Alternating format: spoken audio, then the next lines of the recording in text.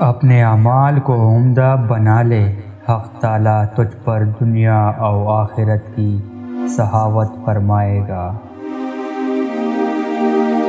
اپنے اعمال میں اخلاص پیدا کرو، نہ اپنے اعمال میں ریاکار اور منافق بنو، اور نہ مخلوق سے مداح اور اعمال پر مواضع چاہو۔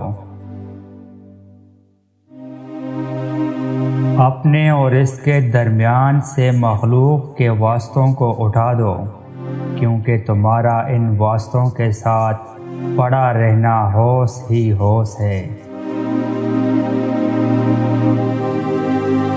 اپنے ایمان کی کمزوری کے وقت صرف اپنے نفس کی اصلاح میں مشغول رہ، دوسروں کی فکر نہ کر۔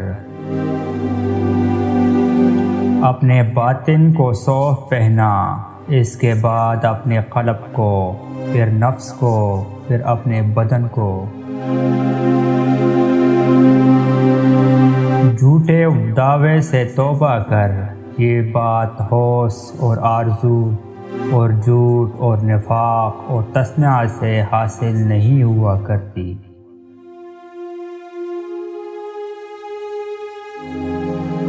اپنے دل سے اللہ عز و جل کی طرف رجوع کر، اللہ سے توبہ کرنے والا اس کی طرف رجوع کرنے والا ہے۔ رب کے سامنے سر تسلیم خم کرو، اور دنیا اور آخرت دونوں کے متعلق اس کی تدبیر پر راضی رہو۔